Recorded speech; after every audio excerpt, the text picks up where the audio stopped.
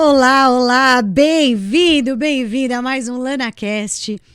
E, gente, eu tô tão feliz hoje de fazer esse LanaCast. Na verdade, eu tô sempre feliz de fazer o LanaCast, porque eu adoro fazer isso aqui. Mas, como a gente tem o objetivo de sempre trazer informação de qualidade para as mulheres e principalmente para os médicos ginecologistas, eu tenho a honra hoje de receber uma convidada muito, muito especial. Tem um tema que é muito dolorido assim para o médico, que é a forma de fazer divulgação, como se apresentar nas redes sociais. E eu tive a honra de conhecer essa pessoa, que tem uma agência de marketing totalmente direcionada, especializada em médicos, né? E ela vai conversar um pouquinho aqui com a gente. Mas antes de chamar, eu anotei, tá? Para eu não esquecer. Olha o currículo dessa pessoa e depois vocês vão ver o rosto de menina. Aí já agarra um pouquinho na inveja, mas vamos lá. Essa pessoa é jornalista, mestre em comunicação, especialista em comunicação digital na editora Mises, professora da Mises Academy, lidera o DocVerso, que é a agência de marketing que eu falei para você, especialista em criar autoridade digital e dominar a fluência no discurso online. Olha que sensacional, gente. Olha o nível das pessoas que a gente recebe aqui no LunaCast. Priscila, que delícia ter você aqui. Obrigada. Vem, converse comigo. Como que você pode, com essa idade, que eu não vou perguntar qual, ter esse currículo tão maravilhoso? O que é isso, menina? Por onde você andou? Na verdade, a idade é de bondade sua, viu, Laninha? Muita bondade sua, na verdade. Na verdade, eu não tenho problema nenhum em dizer isso. Tenho 34 anos, na verdade. Mas posso afirmar que, de fato, estudar sempre foi uma coisa que meus pais foram muito incisivos. Até porque, para quem não conhece, meu pai é bastante famoso aí no meio médico, o Paulo Guimarães. E, de fato, posso dizer seguramente que ele é uma pessoa bastante estudiosa. Então, lá em casa, digamos, Laninha, nós não tivemos muitas opções. Ele não escolheu bem a área que a gente ia. Ele falava, independente da área que você for, você vai ter que ser a melhor nessa área. Eu falava, Não, nossa, sensacional. E a é meta isso é mesmo, baixa, aí né? você viu, né? E é isso. Ô, Pri, me fala uma coisa, gente, tem uma intimidade aqui já, né? A gente nunca se encontrou Lógico, já tem pessoalmente, mas parceira já, falamos tanto, né? com certeza. Como é que aconteceu de você começar a trabalhar com marketing para médicos? Fala pra mim. Aninha, é interessante porque, assim, eu tenho irmãos que são médicos, né? E efetivamente é algo que eu, quando fiz vestibular, eu cheguei até a passar para medicina. E para a tristeza da minha mãe na época, eu não fui. Porque eu falava que eu não gostava de medicina. Inclusive, posso dizer, porque como meu pai é médico, e meu pai tem curso, você sabe disso, Lana? Ele tem curso há 32 anos, né? E Uhum. 32 anos atrás não tinha Instagram, não tinha Facebook. Então era assim, uma semana que ele estava trabalhando, operando, ou ele estava operando, ou na semana seguinte ele estava, de alguma forma, no curso, dando curso, e na outra estava produzindo curso. Que na época era mala direta, folder, imprimir um monte de malote, prega adesivo, prega isso, carimba, vai para poder enviar para o correio. Assim, era uma força-tarefa fazer isso. E digamos que eu era assim, por mais que eu tinha um encanto com a medicina, algo que eu achava fantástico, eu tinha orgulho de dizer para as pessoas que meu pai tinha uma profissão nobre, né? Imagina, meu pai na época, inclusive, exercia a obstetrícia. Falava, meu pai traz pessoas para o mundo, que legal. Mas ao mesmo tempo eu também tinha um conflito, que ele era o meu ausente em alguns aspectos, em alguns momentos, não era sempre que ele conseguia, em função da medicina. E eu cresci com raiva um pouco disso. Eu falava, cara, mas que profissão é essa que a pessoa tem que crescer e se dedicar, mas ela tem que viver não só da medicina, mas viver para a medicina. Porque para a família do médico, de fato, é cruel às vezes essa divisão. E eu falo que a tecnologia, em parte, é claro que ela trouxe muitos desafios, mas eu posso dizer para você como uma prova pessoal disso. Ela é, de fato, um facilitador em alguns aspectos, né? Meu pai faz uma coisa hoje que ele não fazia há muitos anos, né? Hoje meu pai consegue conviver com o neto como ele não convive com a gente, com tanta tranquilidade. Imagina, vou dar um exemplo simples, Lana. Férias, para ainda mais meu pai era cirurgião, o pessoal opera nas férias, você sabe disso, né? E pro médico, ele além de gastar nas férias, ele deixa de ganhar, e não é porque o pessoal ia gastar mais, fato, porque o povo opera nas férias. Uhum. Então, viajar em família já era um caos. E quando eu formei, né, eu entrei para fazer vestibular, eu lembro que eu pensava isso, cara, eu não quero uma profissão que faça isso. E eu sempre gostei de comunicação. E, diga de passagem, meu pai, apesar de médico, é um dos melhores comunicadores que eu conheço. Porque é uma coisa que ficava muito claro para mim, independente de que área você escolha, ser um bom comunicador é um divisor de águas entre um profissional reconhecido e um profissional que não é reconhecido. Tem profissionais excelentes, eu trabalho hoje com muitos médicos, hoje já mentorei mais de 1.000 médicos, tenho muitos alunos no curso, um curso inclusive que a Laninha maravilhosa, aí tem uma aula maravilhosa de gestão. E tranquilamente posso dizer que, assim, o médico que ele não tem uma comunicação, que ele não tem uma boa conexão com o público, ele não tem o mesmo reconhecimento daquele que tem. Então, às vezes, ele é um bom médico, ele tem uma boa técnica, porque, infelizmente, as faculdades de medicina oferecem isso, mas, basicamente, ele não domina essa via de comunicação. Para mim, ficou muito claro, Lana, quando chegou ali meado, né? Eu trabalho já com comunicação há 12 anos, então, assim, eu fui nichando para o meio médico, eu fui levada a isso. Eu falo que a gente não cai muito longe de onde a gente germinou, né, enquanto semente. A gente acaba florescendo próximo. Então, eu acabei voltando para a medicina, não necessariamente como médica, mas hoje trabalhando efetivamente com médicos. Primeiro, pelo meu conhecimento da dor do médico. Eu tenho médicos na família, meu pai é médico, fui filha de médico, familiar de médico. E na época da pandemia, duas coisas ficaram muito claras para mim, né? O quanto faltou informação no momento que as pessoas padeciam por informação, era algo que me chocava. Porque apesar de a gente ter um volume grande de médicos no Brasil, a gente tem, beirando 600 mil médicos, mas a gente não tinha médicos no debate, então era muito confuso, se vacina pode, se não pode, se era qual a letalidade específica do vírus. E eu falo que aconteceu um caso, inclusive, comigo. Eu cheguei a ter, no comecinho da pandemia, uma dengue hemorrágica. E mesmo filha de médico, eu cheguei a falar a frase insana: ainda bem que é dengue hemorrágica, que não é o tal do vírus. E mal sabia eu que era uma doença absolutamente letal. Quase fui dessa, só não fui porque Deus realmente falou assim: deixa essa mulher aí, gente. Porque não deu. Gente de Deus! Falei, Ilana, eu pensava, não é possível que as pessoas não saibam num país como o Brasil com epidemia de dengue. Nós temos epidemia de dengue há muitos anos, nós somos um país tropical. E ninguém fala nisso, né? E eu falava, cara, por que os médicos não estão onde a informação é mais necessária? Porque a informação de saúde é a informação mais importante que existe. E eu falo assim, Ilana, incluindo a informação de estética, porque o pessoal adora separar a estética de saúde, né? Como se a gente pudesse separar a saúde mental da saúde de fato em geral, né? E eu comecei a entender que esses médicos precisavam de um porta-voz. Eu falo que eu brinco muito com meus docs, que eu falo que eu formei para ser correspondente. Eu queria tudo bem, eu queria ser correspondente da BBC, quando eu formei em jornalismo.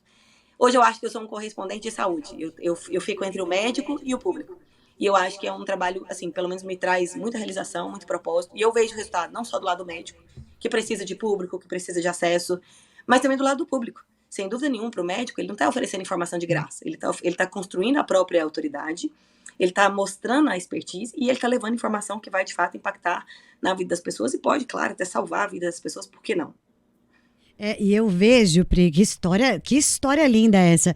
Não E eu é? vejo muito que os médicos, eles vão para as redes sociais e começam a falar das técnicas. E as pessoas não entendem a É o técnica, Medicaid, né? né? É o Medicaid deles, né?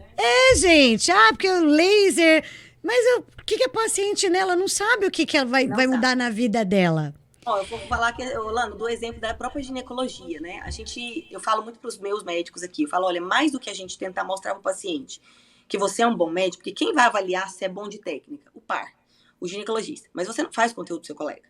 Seu colega não vai lá no seu consultório consultar com você, saber se você falou frax ou laser, e qual dos dois você vai utilizar.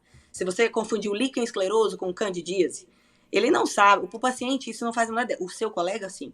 Só que os médicos se preocupam, às vezes, mais com os pares do que com o paciente. Ele fica assim, mas essa escrita está muito leiga. E eu costumo dizer, tem um livro nos Estados Unidos, ele ainda não tem a tradução no Brasil, que é Escrever para Minha Mãe Ler. E eu brinco, falo muito, não pode ser igual ao meu caso, viu, Lana? Que o pai é médico, aí não serve. Mas se o pai não for médico, tipo o meu, você tem que escrever para alguém que não entende, né? Porque, por exemplo, esse jornalista, ele era um jornalista de economia nos Estados Unidos. E ele escrevia e dava para a mãe dele ler. Se ela dissesse que não entendeu nada, então ele perguntasse, visse que ela divagou muito, que ela voou muito do que ele escreveu, ele falava, o texto não está bom, porque eu vou escrever economia para um público leigo, eu não estou escrevendo para economista. Eu estou escrevendo para pessoas comuns, para bancário, para lixeiro, para empregada, né, para um cozinheiro, para pessoas de diversas profissões que não são especializadas em economia. Mas para que essa informação tenha sentido, para que ela de alguma forma seja compreendida, porque a informação só tem valor se ela for compreendida, informação vaga, ela não é nada, né? Então, basicamente, ela não tinha valor. Então, ele começou a traduzir.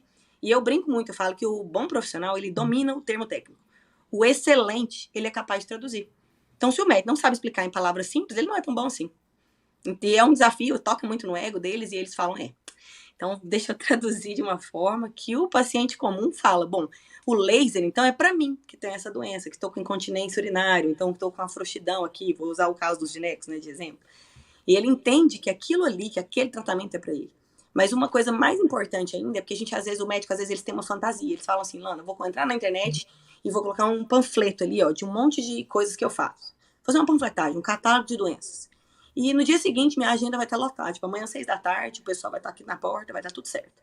Gente, não é assim. Na internet, você constrói um relacionamento. Eu brinco e falo que é igual uma festa, Lana. Você vê alguém que te interessa, você não chega e tá com um beijo na boca. Você vai lá, conversa, joga um flerte, troca uma ideia. Eu brinco e falo, imagina você tá numa festa, Lana, chega uma pessoa que quer te vender um seguro de saúde. Fala, oi, tudo bem? Eu vim de seguro. Fala, sim, seu nome, por favor. Que... Só um minutinho, vou Você fazer tem seu que pegar, cadastro. né? Tipo, oi, você pode me passar seu CPF? Que eu tiro uma foto do meu celular mesmo? Mas, gente, não. Então a gente tem que entender que, primeiro, internet também não é mágica. Ela é essencial? Ela é essencial, ela é um catalisador, a gente consegue algo muito mais rápido que o médico levava, e às vezes, 10, 20 anos para fazer. Eles conseguem, às vezes, fazer em 1, 2 anos, a depender do nível de dedicação, do nível de investimento. E quando eu falo investimento, não é só dinheiro, tá? Investimento é principalmente tempo, esforço, né, energia, né? E dinheiro também, obviamente, porque tudo isso é interessante, é importante. Mas é claro que a gente também tem que entender que a internet também não é mágica, né? E muito menos charlatanismo, porque se fosse mágica seria charlatanismo. Então não é, né? Ela é apenas um lugar, eu falo que a melhor vitrine é como se você colocasse lá num outdoor na melhor vitrine da cidade, que passam várias pessoas o tempo inteiro. E colocar um termo técnico no outdoor não faria muito sentido, né? Ô Pri, que bom que você tocou nesse assunto, porque agora tá na moda todo mundo ir pra internet e tal. Eu quero te perguntar duas coisas. Certo. Primeiro, qual é a melhor estratégia para o médico, melhor rede social? Porque tem várias, todo mundo só fala de Instagram, mas são várias. E outra coisa que eu quero que você comente aqui, que eu nunca te perguntei e eu tenho aqui minha opinião. Boca a boca, como é que é isso? Ainda funciona? Lana, eu falo que assim, o povo muito. As pessoas vêm e falam assim: marketing digital salva atendimento ruim? De jeito nenhum. Se for um médico ruim, Lana, não vai adiantar. E o boca a boca, ele é necessário? Ele é necessário. Ele só não é sustentável. Ele só não é assim, necessariamente só suficiente. Só o boca a boca não sustenta o médico mais. Por que não sustenta o médico mais? Porque nós estamos chegando aí, vamos chegar a 2030 com 1 milhão de médicos no Brasil. Isso é, tipo assim, quase o dobro do volume do que a OMS recomenda. A gente vai passar os países como Estados Unidos e Japão. Então, a gente pensa assim, poxa, é muito médico? É, muito médico. Eu falo que assim, na época eu tenho um avô médico, assim, o avô do meu marido, né, que eu falo que é meu avô, ele formou em 1940. Na época dele, você só era médico, você não precisava nem ser especialista. Tinham tão poucos médicos que o médico conseguia ficar famoso porque ele era médico.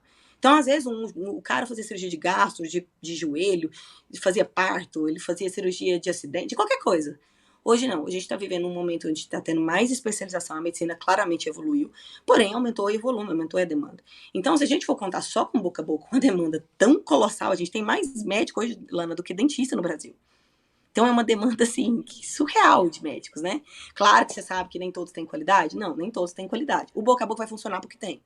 Porém, mesmo boca a boca, eu entendi com o médico, você vai querer ver o perfil dele, você vai querer se conectar com ele, você vai buscar essas pessoas na internet. A gente está vivendo uma era de interatividade.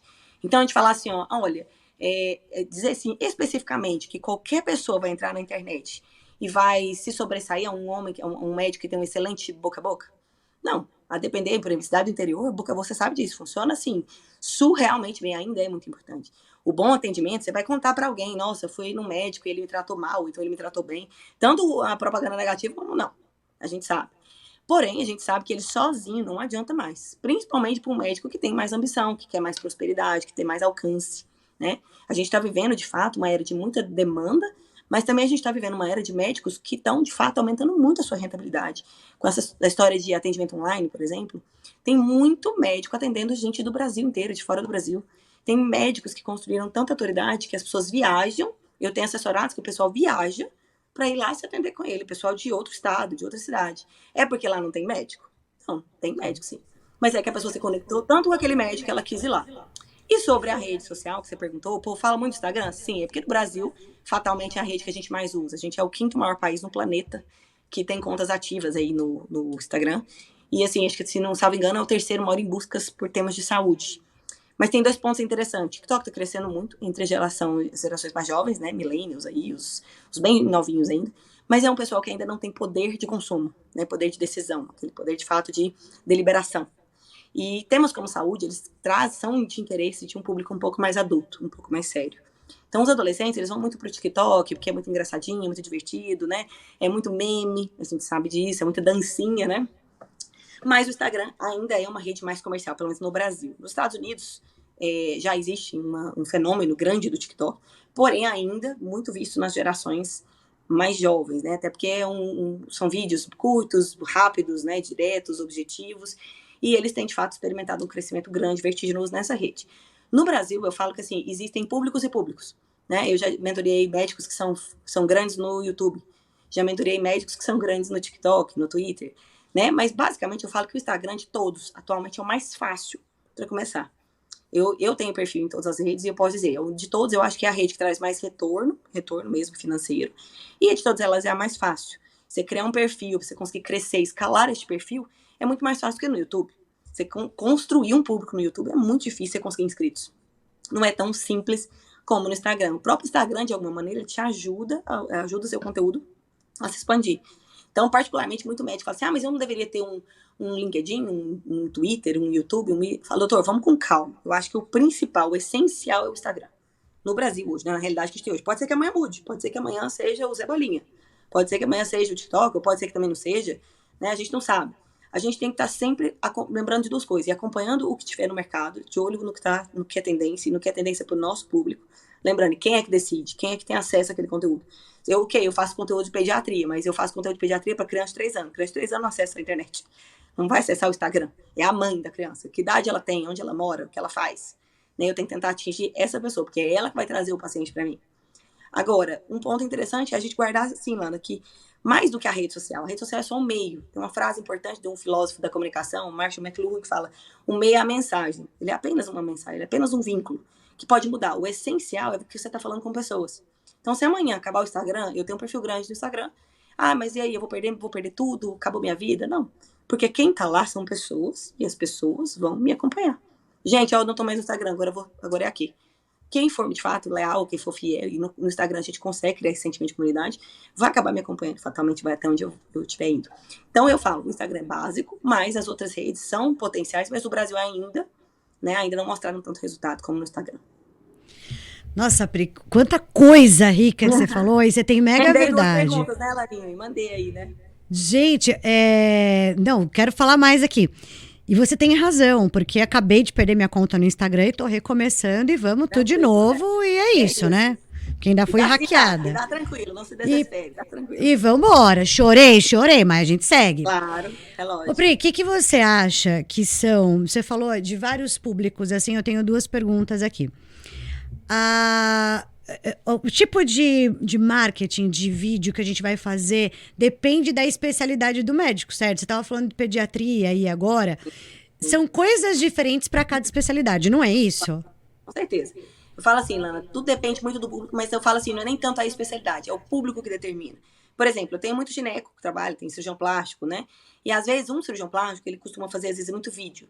Mas ele é um cara bom de vídeo. Ele fala bem, ele tem boa dicção, ele se desenvolve bem, ele é uma pessoa que segura as pessoas em tela. Tem outros médicos que escrevem bem, e ele consegue ter uma boa escrita. Então, para ele funciona bem tanto o texto maior, como aquele carrossel, né? Se a gente pensar numa proposta de tentar abrir mais a consciência. Eu costumo dizer que, assim, a gente dizer que existe um formato melhor por especialidade é um pouco simplista. Eu acho que o que vai dizer é qual é o público. Então, por exemplo, quando eu experimento os formatos, eu consigo avaliar ali, mensurar nos meus dados, né? Avaliar os dados que a rede social me oferece. Eu falo que o Instagram é uma vitrine com Bina. Eu falo que quem não tem Bina não quer nem conversar, Laninha, que é muito jovem. Quem é muito jovem não sabe o que é Bina. É triste. Mas, enfim, eu falo que é uma forma da gente avaliar, né? Pelo menos os resultados. E o que é interessante? É porque o meu público é que vai dizer o que ele gostou. Então, por exemplo, eu tenho um carrossel que deu 300 visualizações, deu compartilhamento, enfim, deu muito salvamento, que para mim é algo, são, claro, métricas diferentes, mas cada uma diz alguma coisa. E eu fiz um vídeo, às vezes o meu vídeo não foi muito bem. Ou vice-versa, eu faço um vídeo, bombom. Eu viralizei no meu vídeo, funcionou legal e tal. Eu vou tentar investir mais naquilo, eu vou tentar avaliar e investigar. Eu falo que o estudo na rede social, ele não é só o estudo antes do que fazer. É o estudo do antes, do durante e do depois. Eu tenho que avaliar depois. A pessoa não gostou? Beleza. Eu falo que o Instagram, literalmente, as pessoas, elas decidem com uma dedada, né? Uma expressão horrorosa, mas é isso. Você vai lá, clica, curtir, não curtir. Eu falo que os ginecos adoram essa palavra, mas é verdade. Mas o que é bom ali? É que um erro, entre aspas, um post ruim, flopou o seu post. Você não vai perder sua conta. Por exemplo, no YouTube, um post ruim, a rede social vai te punir mais. Você vai levar um tempo mais para corrigir. No Instagram, no dia seguinte, você posta outro. E pronto, e o outro pode ser bom. Assim, é uma sucessão de análises, né? Então, assim, basicamente, é claro que existem médicos que são muito mais categóricos para vídeo, mas eu falo que a gente precisa estar sempre experimentando, justamente porque às vezes existem públicos diferentes. Fora que tem um outro detalhe, Laninha, que é um pouco mais profundo, é quando a gente fala o seguinte, quando você pensa em rede social, né, se eu perguntar assim, Lana, hoje, na sua rede social, todo mundo sabe o que é gestão? Tem uns que sabem muito, uns que sabem pouco, e uns estão começando a ver o que é. Então a gente tem ali o topo do funil, aquele cara que chegou ali de paraquedas, ele sabe nem o que é direito, ele entendeu, ele achou que serve para ele tá ali por ali para tentar entender o que significa. Ele precisa de um conteúdo um pouco mais, assim, um pouco mais simples, né, um pouco menos específico. Aí tá, beleza. Tem um cara que já entendeu o que é gestão, já entendeu o que é para ele, mas ele ainda quer saber mais. Ele tá no meio do seu funil. E tem um cara que já tá lá embaixo, ele já entendeu o que é gestão para ele, já entendeu que ele quer fazer gestão, ele precisa daquilo ali, ele quer saber mais e mais, porque ele quer saber como é que ele aplica isso urgente. São pessoas com níveis de consciência diferentes e precisam ser, obviamente, alimentadas dentro dos seus níveis de consciência. Se eu fizer só pro povo que tá lá em cima, né, só aquele conteúdo mais raso, o cara que tá lá embaixo esperando para aprofundar, ele vai embora, ele vai falar, porra, mas ela não sai dessa, ela fica só nesse negócio aqui. Se eu também ficar só no conteúdo mais raso, perdão, no mais profundo, o cara que acabou de chegar não vai saber nem do que você tá falando. Ele fala, meu Deus, mas certeza que não é para mim, que eu não entendi, então vou embora. Então a gente precisa também estar sempre atento para entender que existem níveis diferentes enfim, de consciência. Então, assim, é um pouco... Eu falo que o povo fala assim, mas é só postar? Gente, não é só postar. Apesar de ser algo simples, todo mundo consegue fazer, exige um pouquinho de atenção, de estudo, de análise, e eu falo que é muito intuitivo. Com o tempo, a gente mesmo começa a ir observando, entendendo a audiência da gente, vai aprendendo, né, que as pessoas gostam mais. Olha, eles gostaram mais desse conteúdo aqui. Ah, elas gostam mais quando eu gravo em vídeo, gostam mais quando eu uso uma pegada um pouco mais leve, mais bem-humorada. Então, depende muito do estilo. E é isso, né, Pri? É de realmente ter uma estratégia, seguir e avaliar resultado. Eu costumo falar sempre para os meus mentorados assim: não vai contratar uma agência achando que eles vão criar tudo para você e acabou. Primeiro que tem que ter a sua voz. Né? Tem que ter o seu jeito. E segundo, tenha uma meta, tenha uma estratégia. Claro. Porque não dá, a gente tem que medir resultado. E a maioria... Outra coisa, Lana, você não pode criar uma estratégia sem conhecer a pessoa. Eu falo assim, você conhece meu pai. Meu pai é um cara super divertido. Meu pai deita no chão, grava vídeo, dança, faz o que precisar. Tem outro. E ele faz o sucesso dele com um público que gosta disso. Aí tem uma paciente que às vezes olha e fala assim, nossa, eu não gosto disso. É para todo mundo que ele vai falar? De jeito nenhum. É o público que se identifica. Tem gente que não se identifica. Tem gente que se identifica com um cara que é um pouco mais sério, mais fechado. Então a gente tem que também respeitar o estilo do médico. O médico não pode ser um personagem na rede social. Porque se o paciente chega no consultório, ele bate o olho, ele escuta o médico falar, ele fala assim, poxa, não é com esse cara, não é esse cara que eu acompanhava. Lá na internet ele era tão de boa, ele era tão engraçado que ele não abre a boca, não ri, não fala nada, que isso. Então tem que ter uma coerência no que ele fizer lá com o que ele é, obviamente, e essa coisa da linguagem é pior. Eu falo que até o vocabulário que a gente usa, eu gosto muito de usar o áudio do médico. Eu mando o áudio e pergunto, doutor, me responde isso por áudio. A gente transcreve, porque as palavras que o médico usa para o paciente são importantes. Por exemplo, meu pai mexe com implante hormonal. Ele vai ali falar sobre a dieta. Ele vai falar, se você ingerir proteína, assim. Eu tenho um outro médico que é um pouco mais jovem, um endócrino, um cara mais esportivo, ele vai falar, você vai pôr proteína para dentro. Meu pai não falaria isso, mas esse endócrino falaria ingerir. Só que o paciente de cada um conhece. Fala, peraí, isso aqui não é dele. Não foi ele quem fez. Então, mata, e assim, né, Pri? Uma coisa que eu acho que é muito legal. O nosso maior diferencial é quem nós somos. É o jeito que a gente faz, né? Sim. Porque, pô, médico tem um monte, mentor de médico tem um monte, agência de marketing tem um monte. A gente é implagiável, cara. É o jeito que a gente faz. Me fala uma coisa, quais são os maiores erros que você acha que o médico comete quando vai para a rede social?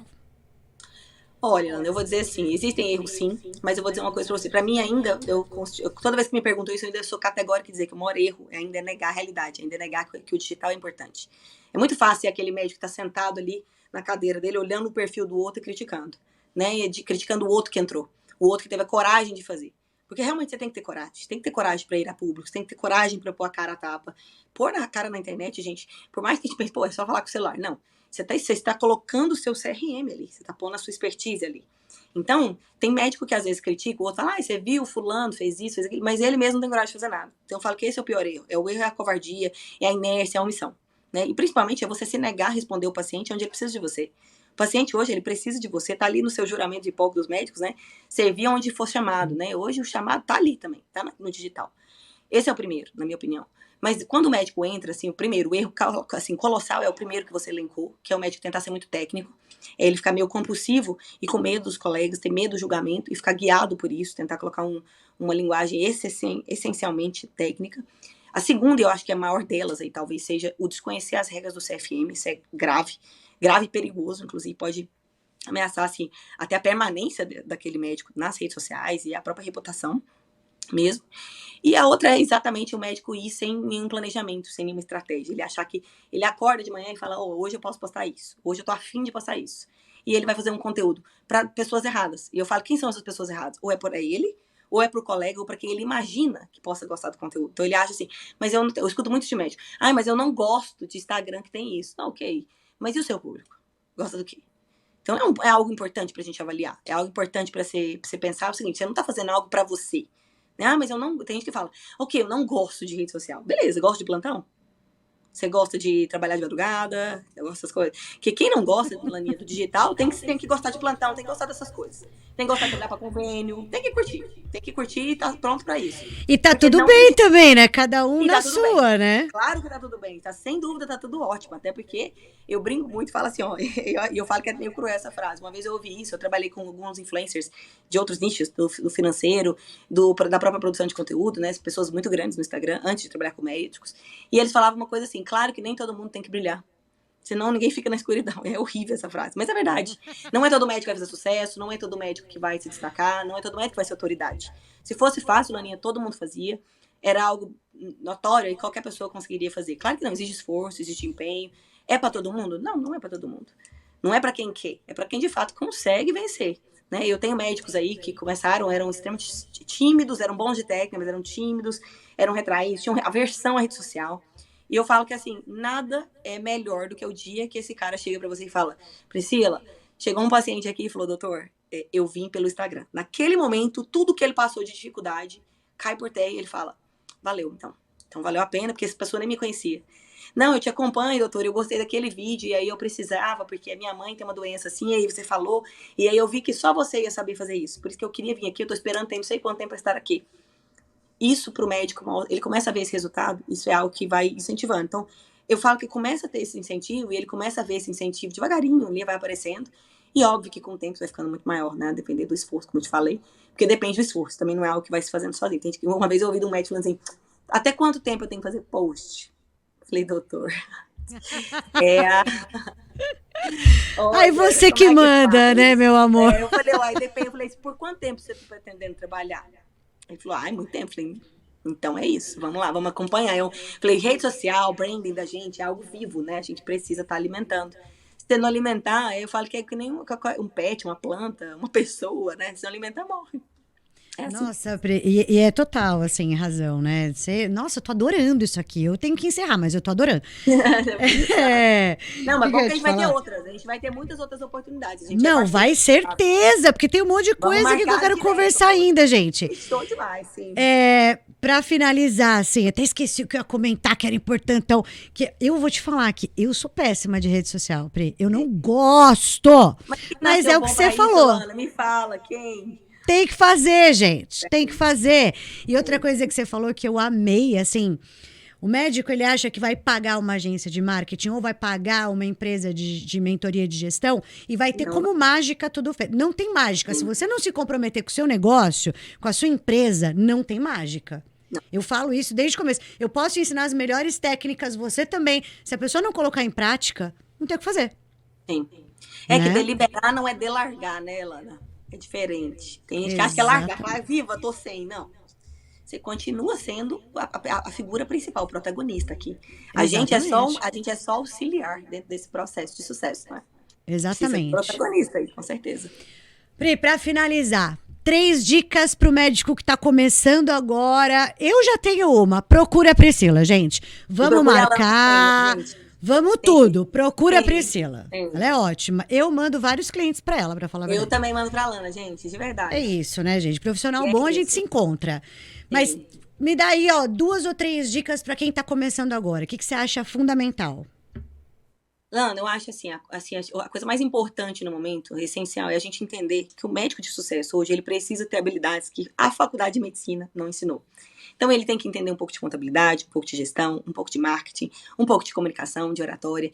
E eu falo que essas habilidades, as faculdades não ensinaram. E eu falo, a faculdade não só de medicina, nenhuma faculdade ensinou a gente, por exemplo, oratória. Né? Mas a gente é cobrado a aprender isso, né?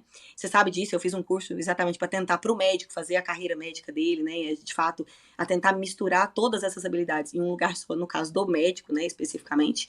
Eu acho que esse é o primeiro ponto, né? É entender que ele precisa ser mais do que um bom médico. Só bom médico não é essencial, não é fundamental mais hoje, ainda que seja essencial, seja fundamental.